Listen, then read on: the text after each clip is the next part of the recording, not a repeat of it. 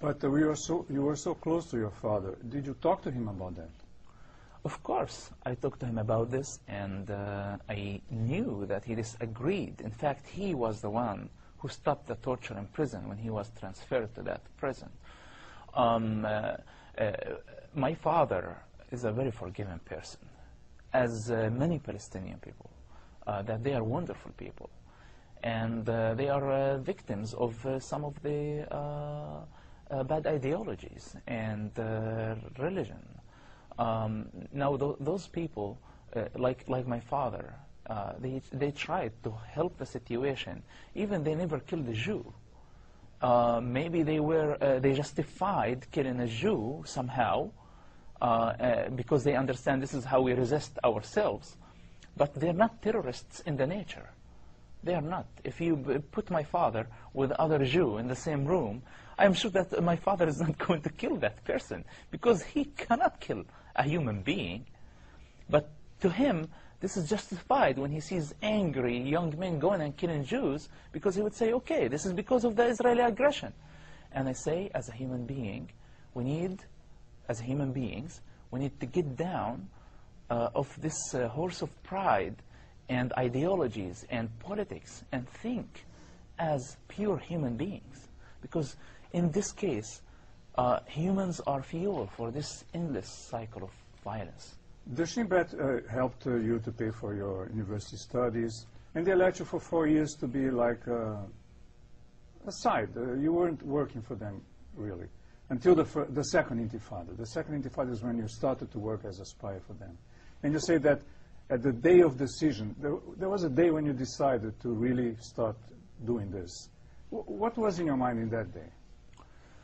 After I was released from prison, the Shin Bet invited me for a meeting, and I went for the meeting. As I told you, the original plan was to fool them. Now I went to the meeting, and in the meeting they were very friendly, and we discussed what happened in prison, the torture that was going on there, to discover that my people, Palestinians who were killed or tortured, my friends, they were victims. They didn't have a clue or anything of a relationship with the Shin Bet, the Israeli intelligence. They were innocent people. They were not collaborators. They weren't collaborators with Israel. And I started even to question more. I already had a problem with the torture in prison, and now I had a problem to know the truth. If what the Shin Bet was telling me in the first meeting, that all the torture that took place in prison was baseless, and those people were victims, this meant to me a big disaster. Those people I trusted, and those people that we are fighting together, and I'm committing my life to them, and to their organization, and I wanted to kill Jews for their glory, and so they take over the Palestinian territories. What if they will become a government one day? Will they also torture everybody the same way they tortured everybody in prison? Now, I'm not saying that this is enough not to trust any Palestinian leadership or Palestinians at all, but I had to judge everything regarding to a pure human morality at that time. And I became very curious. I wanted to learn more. And unfortunately, that I was learning this from my enemies, who I wanted to kill, not from my people. My people weren't honest. Even my father wasn't honest enough. Maybe he was blinded totally to see the truth. And I had to go through this risky journey of hanging out with my enemies that I wanted to kill and have them as friends. And later on, we really became friends because I saw a big amount of honesty and responsibility in their behaviors. And I was fascinated about that, and I respected that. So later on, we became friends. Of course, they took care of my study university, but that wasn't the main motive to me as a person. What was the main motive? When the second Intifada began, you actually began to work as a spy. It's a mixture. The first motive was taking revenge. That was the original motive.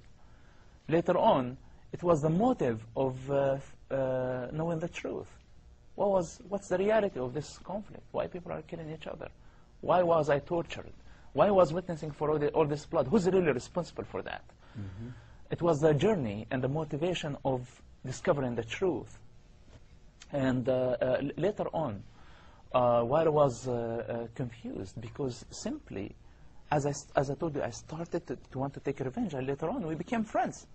So when I start to look at myself in the mirror, I say, what in the world I am doing? I am hanging out with my enemies as my friends. Should I quit and just quit everything? Quit Hamas, quit the Shin Bet, quit everything and find a different country? Or what? During that time, I met Jesus Christ. I met an evangelist who invited me to a Bible study, and he gave me the Bible. And I was reading the Bible in Matthew, saying, love your enemy.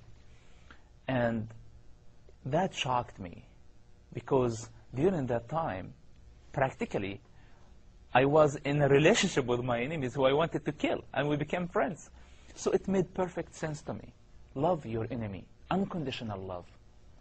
Don't hate anybody. Your problem is not with man. Your problem is with the bad spirits. And I was fascinated about Jesus Christ's teachings. Now when I start to adopt Jesus Christ's standards, not Christianity as a religion, Jesus Christ's message of love, which is equal to God in the Bible, I adopted those standards in my life, and I had a new motivation.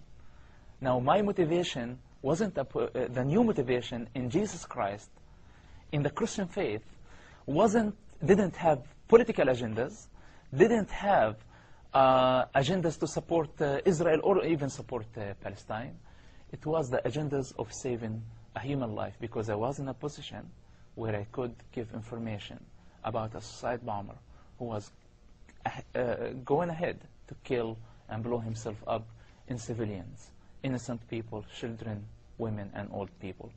And that was my final motivation, to serve the cause of love through my working with the Shin Bet and Hamas at the same time.